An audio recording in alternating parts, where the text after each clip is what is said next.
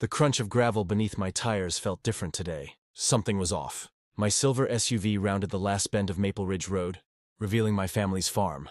Except it wasn't my farm anymore. A massive concrete monster rose from what used to be our golden wheat fields, its windows gleaming like 1,000 watchful eyes. I pulled over, my hands gripping the steering wheel so tight my knuckles turned white. The farm I'd known my entire life had vanished. Where wheat once swayed, now stood a 3-story hotel with pristine landscaping, manicured lawns, and a huge parking lot. Bright yellow construction barriers surrounded the property, and workers in hard hats moved about like busy ants. My mind raced. How could this happen? I'd only been gone for a month. A critical consulting job in Singapore that my family desperately needed. Sarah and I had discussed every detail before I left. We'd secured everything, or so we thought. The farm had been in my family for 4 generations, each acre sacred and carefully maintained. A construction worker noticed me and approached. "Can I help you?" he asked, his clipboard tucked under his arm. I stepped out of the car, my legs feeling like rubber. "This is my family's land," I said, my voice calm but firm. "I'm Richard Holloway." The worker shifted uncomfortably. "Oh, you're the owner?" He seemed unsure how to proceed. Before I could respond, my phone buzzed. A text from Sarah. "Richard, emergency. Call me ASAP." But my eyes were fixed on the hotel rising from my farmland like an alien structure. I walked closer, my boots crunching on what used to be fertile soil. Each step felt like a violation. The hotel wasn't just a building. It was a statement. A massive, concrete declaration that someone believed they could simply take what wasn't theirs. Near the construction entrance, a large sign caught my attention. Willowbrook Community Development, approved by HOA Board. Karen Reynolds' name was prominently displayed as the project director. My mind began connecting dots. Karen, the HOA president who'd always viewed our farm as an inconvenience. The woman who'd complained about our unkempt boundaries, who'd sent endless letters about grass height and fence regulations. She'd always wanted our land, but this was beyond anything I'd imagined. A stack of papers lay on a nearby table. Curiosity pulled me closer. Construction permits, zoning documents, approval stamps. Each page told a piece of a story I was desperate to understand. One document particularly caught my eye. A small notation about community improvement zones seemed suspicious. Something about the language felt off, not illegal. Perhaps, but definitely calculated. The construction worker watched me nervously. "Sir, you can't be here," he said, but his voice lacked conviction. I turned, offering a smile that didn't reach my eyes. "I'll be leaving, soon." Driving back into town, my mind whirled with questions. How long had this been planned? What legal maneuvers had Karen used? And most importantly, how could I prove this was wrong? Sarah's text message remained unanswered. I needed to gather information, to understand exactly what had happened while I was gone. This wasn't just about a piece of land. This was about justice, about preserving a legacy. A billboard caught my eye as I drove. Willowbrook, growing together. The irony wasn't lost on me. Growing together apparently meant taking without asking. At a local coffee shop, I started making notes. Dates, observations, questions. Each scribbled line was a step towards understanding the complex puzzle before me. The farm wasn't just land. It was our history, our future. The waitress refilled my coffee. "Rough day?" she asked. I looked up, a determined smile forming. "Just getting started," I replied. Little did Karen know, I was about to fight back. And I would fight smart. The dusty file cabinet in my barn held more secrets than I'd ever imagined. Sunlight filtered through the wooden slats, catching specks of dust as I carefully pulled out a stack of yellowed documents my grandfather had meticulously preserved. My fingers traced the edges of old property maps, each crease telling a story of our family's connection to this land. I spread the documents across the workbench, sorting through decades of paperwork. Most people would have thrown these away years ago, but something always told me to keep them. My grandfather was a careful man, always preparing for the unexpected. Now those preparations might be my only hope. The first document was a hand-drawn property map from 1952. Intricate pencil lines marked the exact boundaries of our farm, with notes scribbled in the margins. I remembered my grandfather telling me stories about how he fought to keep this land during tough times. "Knowledge is your best weapon," he'd always say, his weathered hands pointing to these very documents. As I examined the papers, a pattern began to emerge. The Homeowners Association hadn't just appeared out of nowhere. They'd been slowly chipping away at individual property rights for years. I found old meeting minutes, correspondence, and legal notices that painted a clearer picture of Karen Reynolds and her long-standing ambitions. A faded yellow envelope caught my eye. Inside, a series of letters detailed a property dispute from decades ago. The HOA had tried this same tactic before, claiming abandoned or underused land for community development, but someone had stopped them then, and those documents showed exactly how. I pulled out my phone and began taking careful photographs of each document. My hands were steady, but my mind raced. Each page was a potential piece of the puzzle. Sarah would help me organize these later. She had a knack for seeing connections I might miss. The barn suddenly felt different. These weren't just old papers anymore. They were evidence, weapons in a fight I hadn't asked for, but was now determined to win. A noise outside made me pause. The crunch of gravel told me someone was approaching. I quickly gathered the documents, my heart racing. Through the barn's small window, I saw a white SUV with HOA parking stickers pulling up to the property line. Karen Reynolds stepped out, her designer sunglasses reflecting the midday sun. She walked with the confidence of someone who believed she owned everything she saw. I watched silently, knowing she couldn't see me in the shadowy interior of the barn. She pulled out a clipboard, making notes and looking around like she was taking inventory of my land. Her expensive heels sank slightly into the soft ground, where my wheat had grown just weeks ago. I could see the hotel construction in the background, a monstrous concrete structure that looked completely out of place in this rural landscape. My phone buzzed. A text from Marcus, my lawyer. Found something interesting. Call me ASAP. I knew I had to be careful. One wrong move could give Karen exactly what she wanted, a reason to claim. I was an unreasonable property owner. I'd learned from my grandfather that patience was a strategy, not a weakness. The research I'd done over the past few days had revealed more than just property lines. I'd uncovered a web of connections between the HOA, local developers, and city council members. Each connection was another thread in a complicated tapestry of local politics and land development. Karen finished her inspection and drove away, leaving nothing but dust and uncertainty in her wake. I waited a few minutes, then stepped out of the barn. The land felt different now. No longer just a peaceful farm, but a battlefield. My next move had to be calculated. I needed to gather more information, build a stronger case. The documents in my hand were just the beginning. Somewhere in these papers was the key to stopping Karen and the HOA's land grab. I looked at the hotel rising in the distance. They thought they'd won, but they had no idea what was coming. The community center felt like a battlefield as I walked through its double doors. Stacks of carefully organized documents filled my leather briefcase, each page a weapon in the fight for my family's land. The fluorescent lights flickered overhead, casting long shadows across the room, packed with HOA board members and curious community residents. Karen Reynolds sat at the head of the long wooden table, her perfectly pressed blazer and carefully styled hair screaming of calculated control. She'd always been the type who believed rules were something she could bend, not follow. I remembered how she'd cornered neighbors at previous meetings, her voice dripping with false sweetness that barely masked her true intentions. I'd like to discuss the recent development on my family's farmland, I began, my voice calm and steady. The room fell silent. Whispers died instantly, replaced by an electric tension that you could almost touch. I spread out the first set of documents, old property maps dating back to my grandfather's time, each one meticulously preserved and notarized. The maps showed clear boundary lines, easements, and historical land use agreements that predated the HOA's existence by decades. My fingers traced the faded lines, each one a story of family history and legal protection. Karen's eyebrow twitched. Just a millimeter, but I caught it. That tiny movement told me everything. She knew she was sitting on shaky ground. These documents, I continued, prove that the land where the hotel now stands was never legally transferable, without my explicit consent.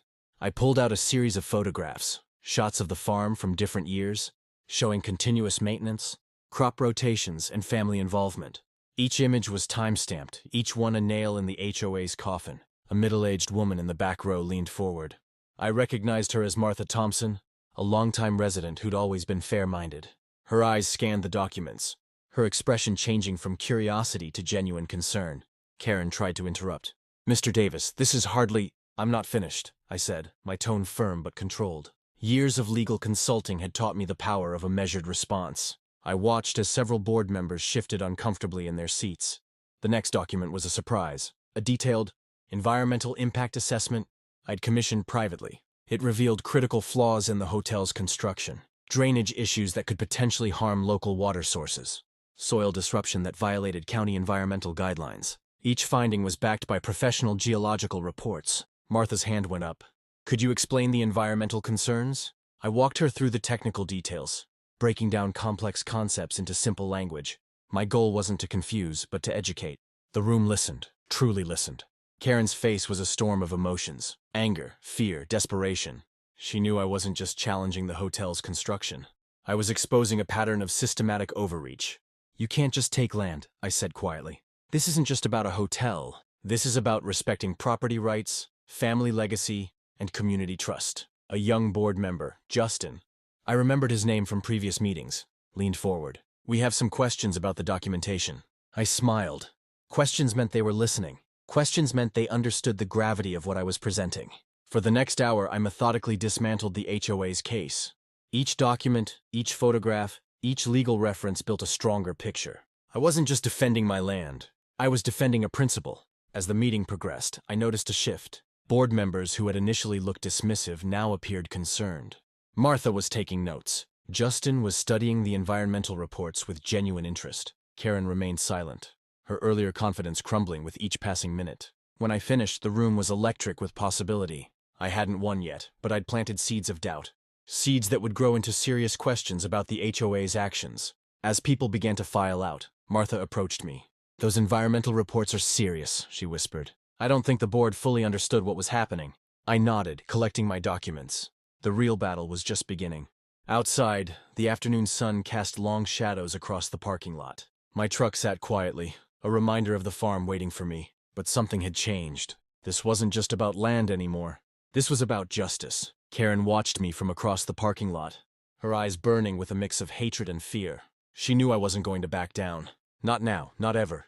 Old Mr. Henderson from the neighboring farm knocked on our door just after breakfast. His weathered hands trembled slightly as he pushed an old manila envelope across our kitchen counter. "You'll want to see this," he whispered, his voice carrying the weight of decades-old secrets. Inside the envelope, a collection of faded photographs and handwritten notes told a story I never expected. Karen Reynolds wasn't just targeting my farm. She had a history of land grabs that stretched back years. The documents showed a pattern: manipulative tactics, backdoor deals, and a systematic approach to acquiring community land under the guise of neighborhood improvement. I noticed Sarah's hand on my shoulder, her touch grounding me. "What are you thinking?" she asked, her voice calm and steady. "These documents," I explained, spreading them out carefully. "They're more than just old papers. They're a roadmap to Karen's entire strategy." Mr. Henderson settled into a chair, his eyes distant. "She's been doing this for years," he said softly. "Nobody ever had the courage to stand up to her before." The first photograph caught my attention. An aerial view of Willowbrook from what looked like the late 1990s. Red lines had been carefully drawn on the map, marking property boundaries, but something was off. The lines didn't match the official county records I'd been studying. "I remember when she first became HOA president," Mr. Henderson continued. "Promised to make our community better. But better for who?" Sarah began making copies of the documents, her movements precise and careful. Each page was a potential piece of evidence. Each photograph a potential weapon in our legal arsenal. A young woman walking past our window caught my eye. She looked familiar. I recognized her from the HOA meetings. She hesitated, glanced nervously at our house, then quickly walked away. "Who was that?" I asked Sarah, but she had already noticed the woman's unusual behavior. Mr. Henderson leaned forward, his voice dropping to a near whisper. "Some folks in the community have been talking. Not everyone supports Karen's plans, but people are scared. She has a way of making life difficult for those who speak out." I carefully mapped out the connections. Each document told a story of calculated manipulation. Property rezoning, subtle boundary changes, mysterious permit approvals. Karen had been playing a long game, and my farm was just her latest target. "We need to be careful," I told Sarah. "These documents are powerful, but we can't rush. One wrong move, and she'll find a way to discredit everything." The phone rang. An unknown number. Sarah answered, her voice neutral. The conversation was brief, cryptic. When she hung up, her expression had changed. "Someone wants to meet you," she said. "Someone who knows more about Karen's past projects." Mr. Henderson's eyes twinkled. "Seems like the truth has a way of finding its way out," he muttered. I organized the documents, each one carefully placed in a clear plastic sleeve. Years of meticulous record-keeping were about to pay off. Karen thought she could simply take what she wanted, but she had no idea what was coming.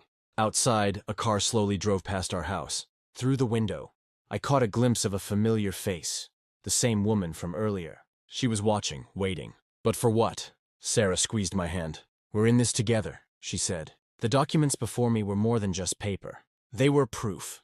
Proof of a systematic approach to land theft. Proof that Karen Reynolds believed she was above the law. and most importantly, proof that we were going to fight back.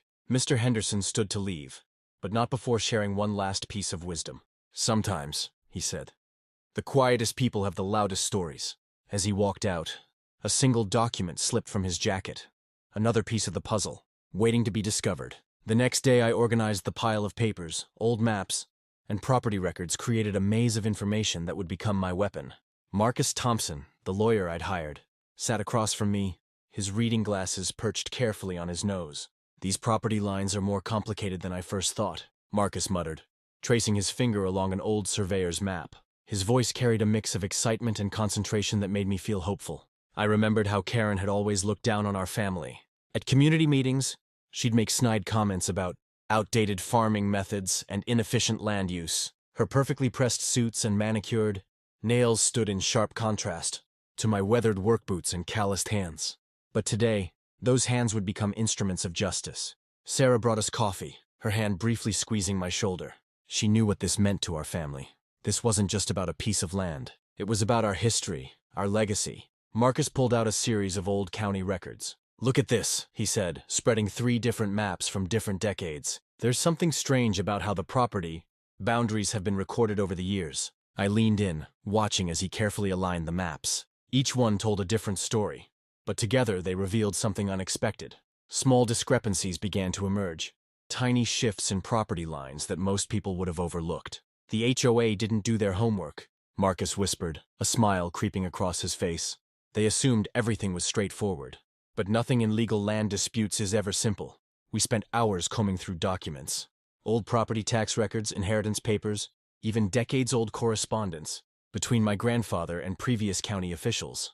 Each document was a piece of a complex puzzle." A notification pinged on Marcus's phone. He checked it carefully, then looked up with a glint in his eye. "The local historical society just responded to my inquiry. They've got some interesting documents about land used in this area dating back to the 1940s. I thought about Karen, how she'd always acted like she owned everything. Her perfect lawn, her immaculate HOA newsletter, the way she'd walk around the neighborhood like a queen inspecting her kingdom. But kingdoms can fall, and this one would crumble under the weight of its own arrogance. "We need to be careful," Marcus cautioned. "If we reveal too much too soon, they might find a way to cover their tracks." I nodded, understanding the delicate dance we were performing. This wasn't just about winning. It was about exposing the truth. Sarah brought in a box from the attic. "I found these in my grandmother's things," she said, placing it on the table. Inside were more old documents, property surveys, land transfer records, things most people would have thrown away years ago.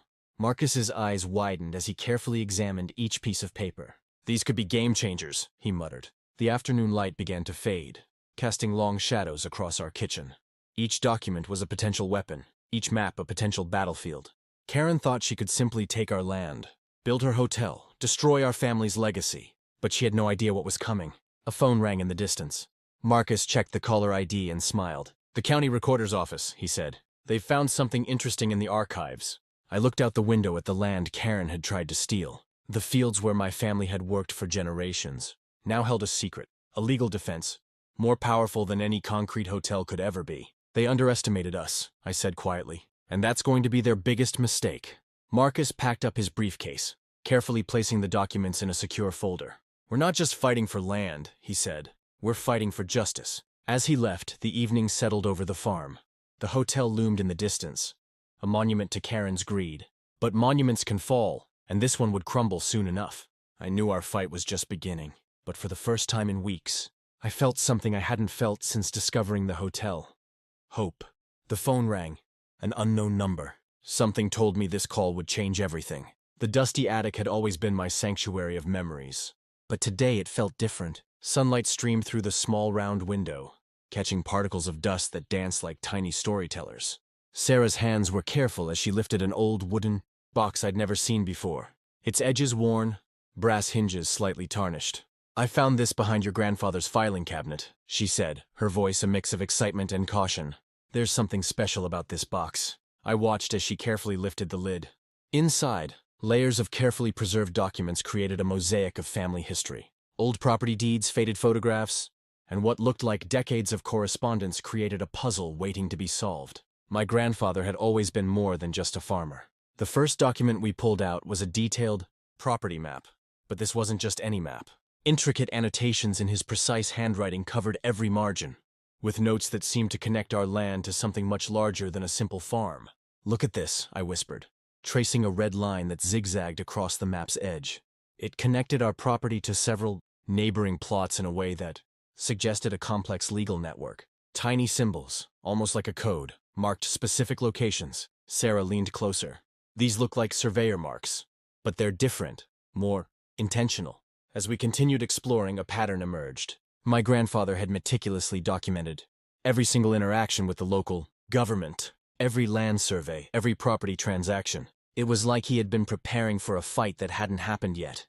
One document caught my eye, a yellowed letter from 1973, addressed to the County Land Registry. The letterhead showed my grandfather's name, but the content was unlike anything I'd expected. It referenced an old land trust, a legal mechanism so complex that most modern lawyers would struggle to understand it. "This isn't just a property deed," I muttered. "This is a legal shield." Sarah pulled out another document, a hand-drawn family tree that extended far beyond our immediate relatives. Names I'd never heard before were carefully connected, with dates and locations that seemed to create an intricate web of land ownership. The most intriguing piece was a sealed envelope at the bottom of the box. No address, just a wax seal with our family's initial pressed into the deep red wax. My hands trembled slightly as I broke the seal, careful not to damage the aged paper inside. The letter was written in my grandfather's unmistakable script. Each word was deliberate, calculated. He spoke of a legal protection he'd put in place, a generations-old trust that would activate under specific circumstances. Circumstances that sounded remarkably similar to our current conflict with the HOA. "He knew," I said softly. "Somehow he knew something like this might happen." The letter revealed more than just legal protection. It hinted at a larger story, something about land rights, community development, and a long-standing dispute that predated the HOA's existence. Each paragraph was carefully worded, revealing just enough to spark curiosity without giving away everything. Sarah noticed my expression changing. "What are you thinking?" I took a deep breath. "These documents aren't just about protecting our land. They're about exposing something much bigger." A series of photographs fell from between the papers.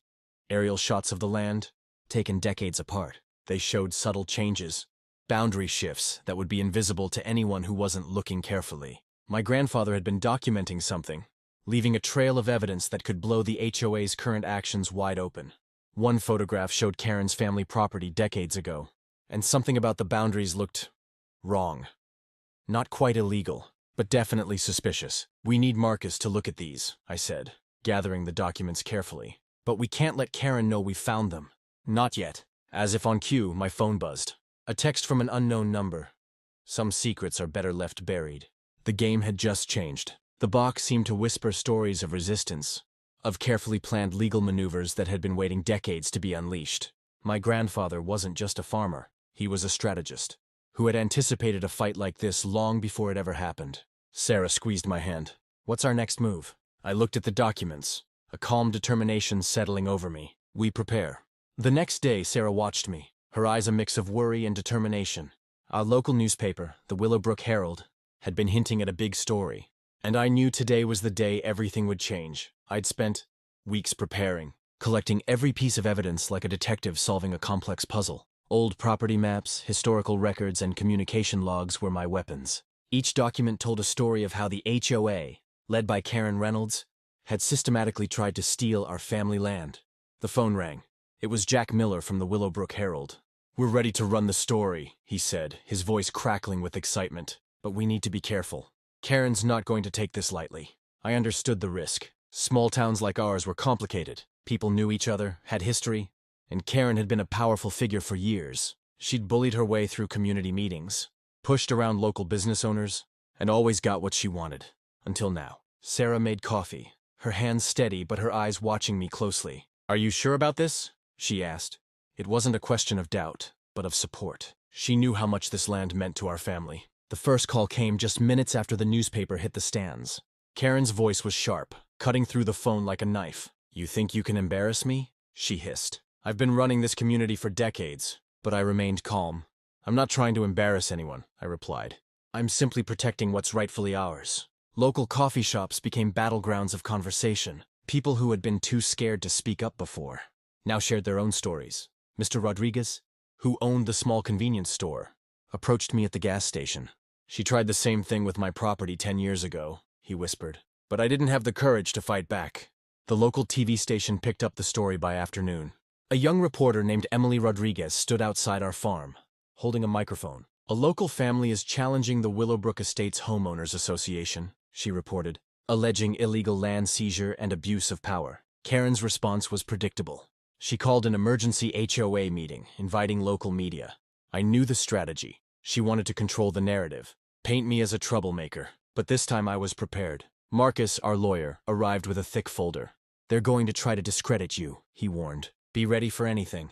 The community center was packed. People who had always nodded politely to Karen now looked at her differently. The power dynamic was shifting, and she could feel it. This is nothing more than a frivolous attack, Karen proclaimed, her voice echoing through the room. This family is trying to disrupt our community's progress. But for every accusation she made, I had documentation. Property surveys from 1947, tax records, maintenance logs. Each piece of evidence was a shield against her attacks. Sarah squeezed my hand. Our teenage daughter, Emma, live-streamed parts of the meeting on social media. The community was watching, and they were learning the truth. Local real estate agent approached during a break. I've worked with the HOA for years, he said quietly. I always thought something seemed off, but I never had proof. By evening, the story had spread beyond Willowbrook. Regional news outlets were calling. Property rights groups expressed interest. What had started as a local dispute was becoming something much larger. Karen tried one last intimidation tactic. A legal notice arrived, threatening a countersuit. But it was weak, filled with bluster and empty threats. We both knew it. As the sun set, casting a golden glow over our farm, I realized this was about more than just land. This was about standing up to bullies, about protecting family legacy, about showing that one person, armed with truth and determination, could make a difference. The phone rang again. This time, it was an investigative reporter from a statewide news network. We want to do a full feature, she said. Would you be willing to tell your story? I looked at Sarah. She nodded, a small smile forming. Yes, I replied. We're ready. Little did we know, this was just the beginning of a fight that would turn this community around for the better. My fingers traced the faded lines of the property. Map spread across Marcus's conference table. Yellowed paper held more power than anyone realized. Each crease, each tiny notation whispered secrets about land rights older than most buildings in our county. Look here, Marcus said, his voice barely above a whisper. His pointer moved across a section I'd overlooked a dozen times before. A tiny symbol, no larger than a pencil dot, caught my eye. It wasn't just a mark. It was a lifeline. Wetlands. One single, almost invisible indicator that changed everything. The hotel Karen and the HOA had so brazenly constructed sat directly on a protected ecological zone. No permits in the world could save them now. Environmental regulations were like concrete walls, unbreakable, unforgiving. I remembered the countless weekends I'd spent walking this land with my grandfather. He'd point out subtle changes in soil, the delicate ecosystem that most people would never notice. Land tells stories, he'd say. You just have to listen carefully. Now those stories were about to speak volumes in a courtroom. Marcus pulled out a stack of documents. Satellite images, geological surveys, water table reports, each page a weapon in our arsenal. The HOA thought they could steamroll over a family farm, but they'd made a fatal mistake. They didn't do their homework. They'll try to fight this, Marcus warned. His eyes met mine, a look of professional determination, mixed with personal investment. He wasn't just a lawyer. He was fighting for more than just a case. Sarah called during our meeting. Her voice carried a mix of excitement and caution. The local environmental group wants to talk. They've been tracking potential wetland violations in the area. Another unexpected ally emerging from the woodwork. Karen's previous tactics flashed through my mind. Aggressive meetings, manipulated paperwork, bullying tactics that worked until they didn't. She'd treated community rules like personal suggestions, believing her position gave her unlimited power. But power has limits, and those limits were about to come crashing down. The environmental regulations were clear. Wetlands weren't just some lines on a map. They were living, breathing ecosystems, protected by state and federal laws that didn't care about HOA presidents or their ambitious hotel projects. Marcus began explaining the potential violations. Each word was a nail in the HOA's coffin. Fines that could run into hundreds of thousands of dollars. Mandatory restoration costs. Potential criminal charges for knowingly violating environmental protection laws. I pulled out my phone, showing Marcus the photos I'd taken over the years. Subtle changes in the landscape. Water patterns. Plant life that indicated a delicate ecological balance. Documentation that would make our case bulletproof. They didn't just build a hotel, I said quietly. They destroyed an ecosystem. A courier arrived mid-meeting. Another batch of documents. This time from the county's Geological Survey Department. Each page felt like another layer of armor in our legal defense. Marcus made a call to an environmental law specialist. Confirmation after confirmation built our case. The hotel wasn't just an illegal structure. It was an environmental violation waiting to be exposed. My phone buzzed. A text from an unknown number. Check your email. You'll want to see this. Cryptic. Intriguing. The email contained aerial photographs showing the exact extent of the wetland area. Someone inside the system wanted to help. Anonymous tips weren't just Hollywood, movie tricks. Sometimes they were real lifelines. Sarah joined us, bringing coffee and a stack of community petition signatures. Neighbors who'd been silent were now finding their voices. The HOA's power was crumbling, one signature at a time. They thought no one was watching, Marcus said, spreading the documents across the table. But everyone was watching. They just needed someone to connect the dots. I thought about my grandfather, about generations of our family who'd respected this land, who understood that ownership wasn't about conquering. It was about listening, about understanding the delicate balance between human ambition and natural preservation. Karen had seen the land as an opportunity. We saw it as a responsibility. The pieces were falling into place, not with dramatic explosions, but with careful, methodical precision. Each document, each photograph, each scientific report was another brick removed from the HOA's fortress of arrogance. We weren't just fighting a legal battle. We were telling a story about community, about respect, about understanding that some things are more important than concrete and profit margins. The turning point wasn't just coming. It had arrived. My hands trembled as I entered the courtroom that morning. Months of preparation had led to this moment, a David versus Goliath battle that would decide the fate of my family's farm. The wooden benches creaked with tension, packed with local farmers, community members, and curious onlookers.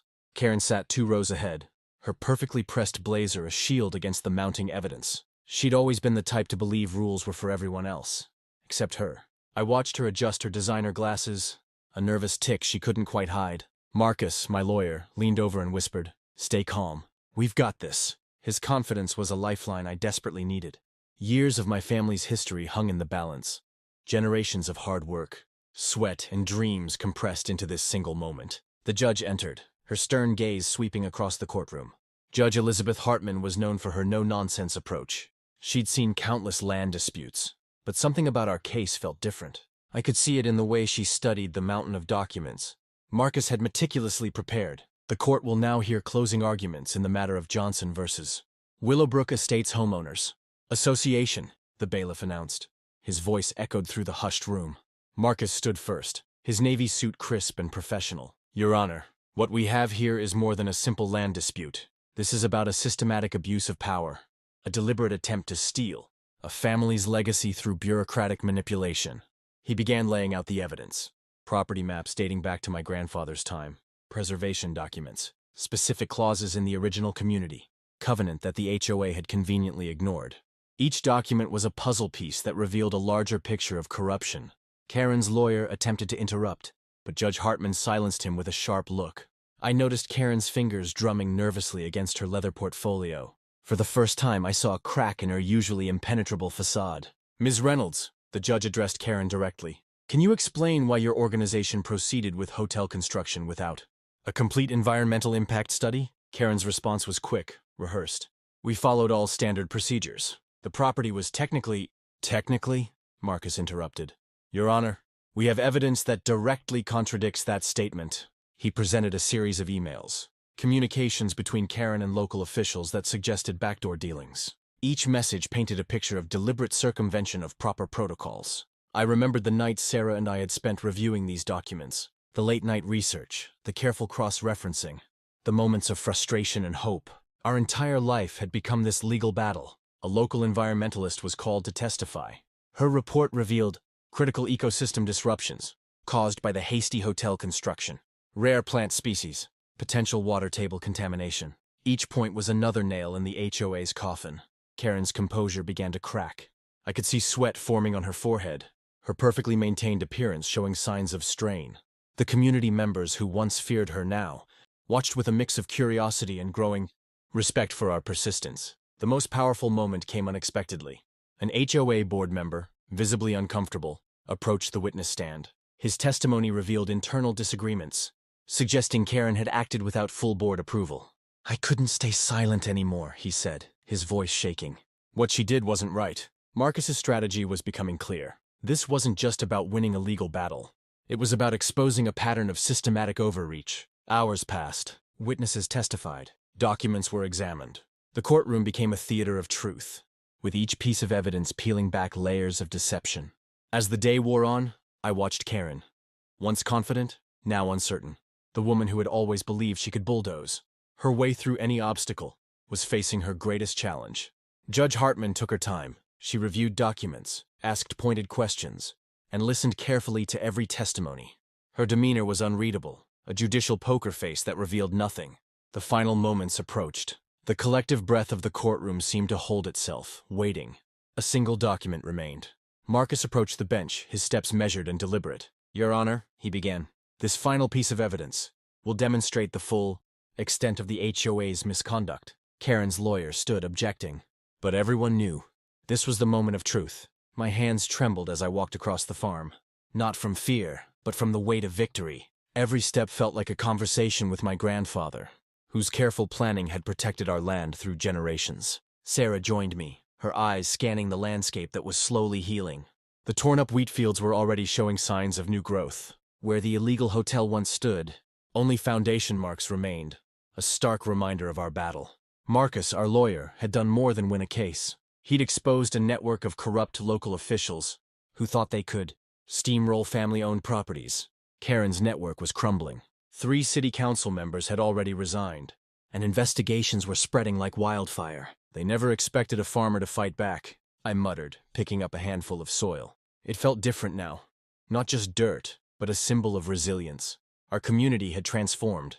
Neighbors who once feared the HOA now stood tall, sharing stories of similar struggles. Local news ran feature after feature about our fight, inspiring others to challenge unfair land grabs. But this wasn't just about winning. It was about protecting a legacy. My grandfather's meticulous property records, kept in those old leather-bound journals, had become our secret weapon. Each carefully documented boundary, each handwritten note about land use, they were more powerful than any modern legal document. Karen wasn't finished, though. Her last look in the courtroom told me this was just the beginning. She'd appealed, hinting at mysterious connections that could potentially reopen our case. But we were prepared. Every potential attack had a counter-strategy. The farm wasn't just land anymore.